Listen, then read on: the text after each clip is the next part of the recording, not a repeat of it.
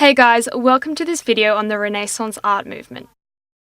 So to start with the very basics, the Renaissance was a period of art between the 14th and 17th century, and it began and was centred in Italy but spread throughout most of Europe.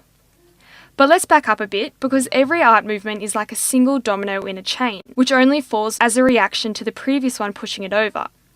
So to understand the Renaissance period, we need to understand what it was a reaction against. So before the Renaissance was the Middle Ages, and these were known as the Dark Ages, because it was a time of great crisis, with wars, the plague, and turmoil in the Roman Catholic Church. Society was really shaken up at the time, and everyone had lost faith in the government, church, and their fellow man. So, in response to these dark times, people began to seek out a new start and rebirth of culture, which is literally what the Renaissance means, rebirth. And so they found this rebirth of culture by going back to the values, writings, philosophy, art and architecture of the ancient Greek and Romans before them, because their era, known as classical antiquity, was seen as this golden age that had all the answers to reinvigorating society. So how did this affect art? Well, in the Middle Ages before the Renaissance, art was mainly commissioned by the Catholic Church, who had strict guidelines as to what it should look like. So the paintings were decorative, flat and very two-dimensional, with the unrealistic depiction of human beings. However, Italy's trade with Europe and Asia produced wealth for a lot of people, not just the nobility. So, for the first time, bankers and merchants could buy and commission art, and did it eagerly to show off their wealthy status. So this gave artists a lot more flexibility in what they created, and were able to explore new themes and techniques. So what specifically did they explore? Well, firstly, the subject matter began to show this revived cultural interest in knowledge and intellectual thought, with the introduction of naturalist, meaning realistic, nude, anatomical, and humanist themes being explored in art, along with religious themes and scenes which were still very much at large. Now, let me touch on humanism here, because it was a way of thinking that the Renaissance was really founded on. So, with the revival of the classical techniques and philosophies, grew this ideology that believed in the enormous potential of human beings, and emphasised their value and individual or collective agency, which just means their ability to effect action. So for the first time, rather than just worshipping God, people began to also celebrate the mind, beauty and power of humans. Okay, so other things Renaissance artists explored were techniques like perspective, which we know is to add three-dimensional depth and space to an artwork. So Renaissance artists discovered and greatly expanded upon ideas of linear perspective, the horizon line and vanishing point. They also worked with shadows and light. So artists were interested in playing with the way light hit objects and created shadows, as well as a sense of tonal depth. With the driving humanist values, artists also began to really convey emotion in their artworks, as they wanted the viewer to feel something while looking at their work, and to get an emotional experience out of it.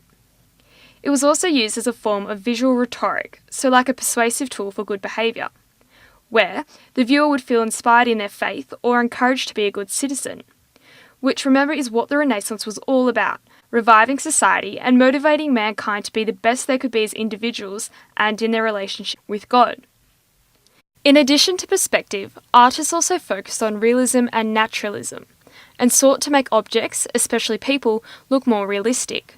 So they studied human anatomy, measuring proportions and seeking the ideal human form, because they realised the more solid people looked and the truer the emotions conveyed, the more likely viewers were able to connect with the artwork and what the person depicted was thinking or feeling.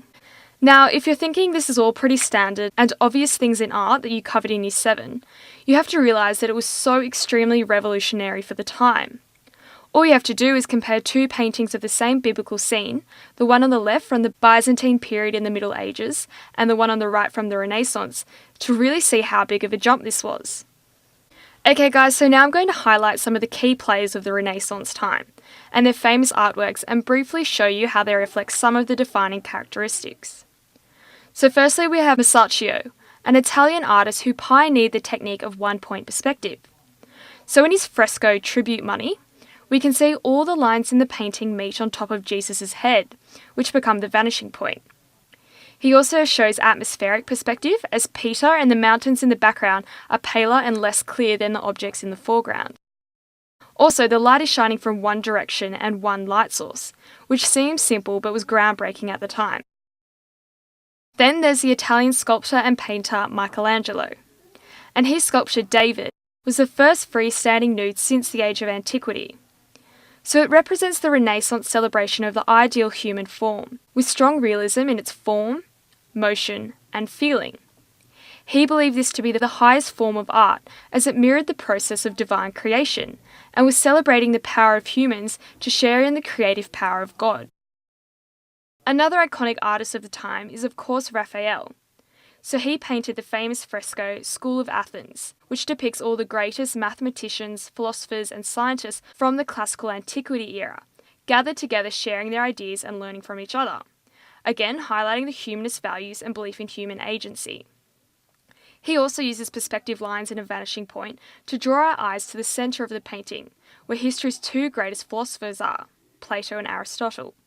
And then finally there's also Leonardo da Vinci, the artist known as the Renaissance man himself. So he pretty much epitomised the Renaissance in all it symbolised, exploring art, nature and science together. His painting The Last Supper is an example of the human presence and emotion Renaissance art showed, as all the apostles are animated with different expressions and feelings. So guys, these are some of the biggest players of the Renaissance movement, and we can remember them because they basically formed the Teenage Mutant Ninja Turtles, with the addition of Masaccio. And that now wraps up our video on the Renaissance, so I'll leave you with a summary sheet of the main points to take away from this contextual understanding. So feel free to pause the video and get them down. Up next, we'll be looking at the Baroque period, so take a break and I'll see you then.